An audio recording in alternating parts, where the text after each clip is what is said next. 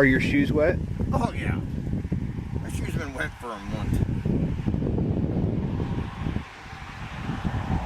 What do you do to help dry them out? Well, when you get accessibility, the best you can do is stick them. If you can find a shoe heater, that'd be great. If not, you can always stick newspaper if you have the availability in it, so the newspaper absorbs the water. Nice, good tip.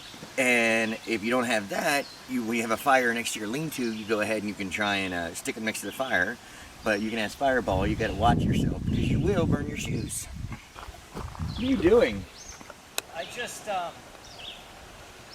not used to having a Gatorade bottle as my fuel container. Just took a big old swig of heat. Oh no, dude, are you okay?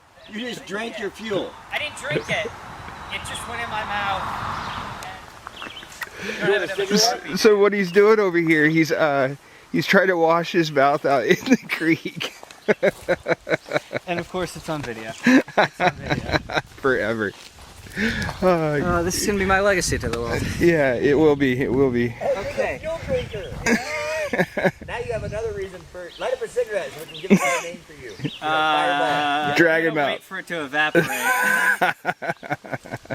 We can add a different version of Fireball to your name. Fire breather. Yeah. Good one, brother. Good one. To do some labeling. Yeah, you think?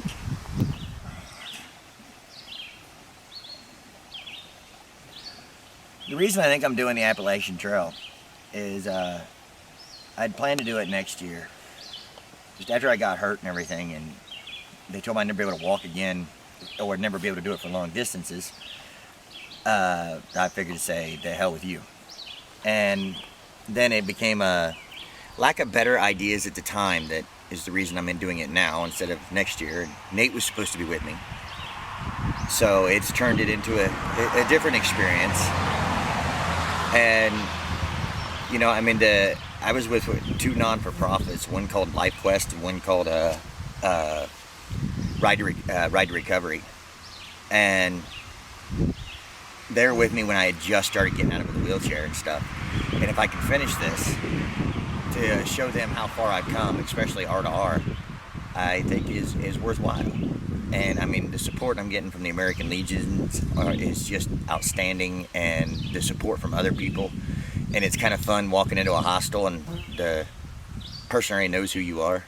That's always fun and amusing. And I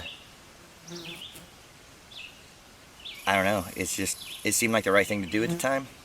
And every time we've hit problems, like Nate being a heat casualty and everything falling apart, it ended up repairing itself and becoming even better. Like we were supposed to have been gone 2 days ago, but the river we have to cross in 8 miles was unforgeable because we have to literally walk through it.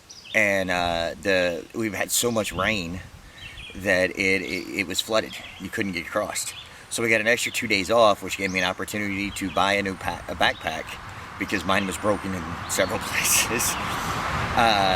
Pick up some new gaiters to try and help with the debris, keeping it out of my shoes, especially with the brace on. And just recharge. But the funny thing is all you want to do is get back out there anyway. I mean, you look for that white blaze. If you don't seem to walk 2 or 3 miles a day, that white blaze is right there. Yeah. Go ahead. If you don't seem to be walking 2 or 3 miles a day, you feel like you're lazy. And Bill Brock was nice enough to come get us up here in Stratton to take us down so we could go to the gear shop and re-outfit with appropriate gear and get measured for a backpack and do all that and put us up in his house for a couple of days. And see, like I said, I mean, the outpouring of support is just, it's amazing. And so we've been able to take these 2 Force Zero days that we had and turn it into something productive and still useful and resupply. And we were, me and Curtis, who's over there getting sick because he drank alcohol for his alcohol stove on accident. It gave us a chance to literally, he changed his stove to an alcohol stove. I got new gear.